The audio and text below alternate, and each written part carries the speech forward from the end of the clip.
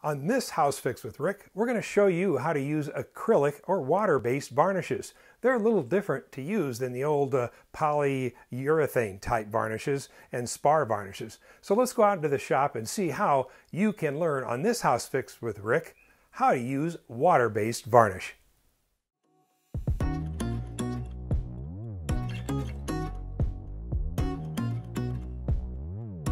Over the last 15 years or so, there's been a move away from the environmentally unfriendly petroleum-based finishes over to the sophisticated water-based finishes. There are some differences in how you prepare your project and apply these finishes that I want to help you with today. There's some very positive advantages in using the newer water-based finishes over their petroleum-based forefathers. Water-based varnishes dry more rapidly than oil-based, allowing you the luxury of applying multiple coats of finish each day. Water-based products are less flammable, have lower odor, and dry crystal clear. Look at this example of an old window sample that was coated with older oil-based varnish. Compare that to the same type of wood with a clear water-based finish.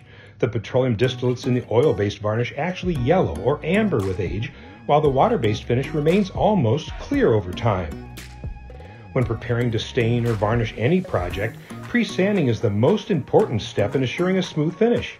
I feel it might be a little more important to detail sand when using water-based finishes because the water in these products tend to lift the grain of the wood more than oil-based finishes. Always begin finish sanding your project with a more coarse sandpaper. The smaller the number on the back of your sandpaper equates to a rough, more aggressive abrasive. For most milled lumber, I usually go for 100 to 150 grit paper for rough sanding, then I move to a 180 or 220 grit paper to do my final sanding. Now it's time to open the can and begin the fun part of completing your project, applying the water-based varnish. The first thing you'll notice in opening your can is water-based varnish is white, creamy in color. Is it spoiled? No, the white color is the result of all the technology that's been put into these products. The complex emulsifiers, hardeners, and pigments have given water-based finishes this milky appearance. Don't worry, it'll dry crystal clear.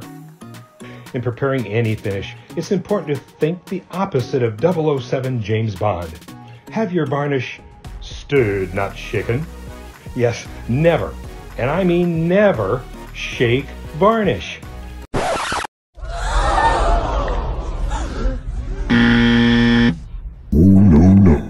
If you shake varnish, it puts small air bubbles in the finish, and as they dry, they leave little craters in the coating, leading to a very rough texture on the dried surface. It is important to thoroughly stir the varnish to suspend all the components of the finish equally. You should also periodically stir the varnish while you actually apply the product to your piece, preventing an uneven, splotchy sheen to your finished piece. When you apply the first coat of varnish, you'll find you have to work a little more quickly with water-based varnishes. This product dries rapidly. I suggest you take a few minutes to read the manufacturer's directions at this point. They'll give you tips, suggestions, and how long you should wait between coats to refinish. In setting up your work area, be careful not to locate in drafty areas or direct sunlight, so you have time to coat and back brush over the piece before it starts to dry. I like to use throwaway foam brushes when applying varnish, but some people might find they get a little too many air bubbles in, so choose a high-quality nylon bristle brush instead. Here's a little trick. To save you from cleaning your brushes between every coat of varnish, seal them tightly in a small baggie until it's time for your next coat. This prevents air from drying out your brush, saving you time and money. Now that you have your first coat of water-based finish on your wood, do not sand.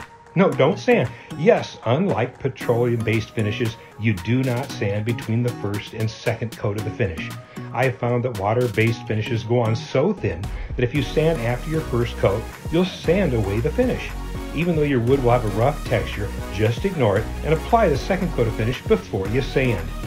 Now I said sand between the second and third coat. Yes, another big difference between oil products and water products is you do not use steel wool.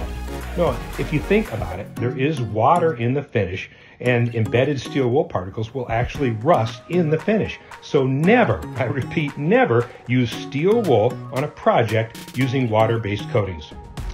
Sand with final sanding with sandpaper about 220 grit or finer, and be sure to use a damp cloth or tack cloth to remove all the dust from your sanding. After a quick wipe with a dry rag, apply your next coat and follow the same procedure between all future coats. I usually apply about 4 coats of finish to my projects. I like to use a satin finish varnish over high gloss finishes in most cases because a high gloss finish shows scratches, imperfections in workmanship, but mostly because high gloss finishes really show the dust. Well, there you have it. Varnishing with water-based or acrylic varnish is a little different, but as long as you don't shake the can, I think you'll be all right. And thanks for tuning in to this week's House Fix with Rick.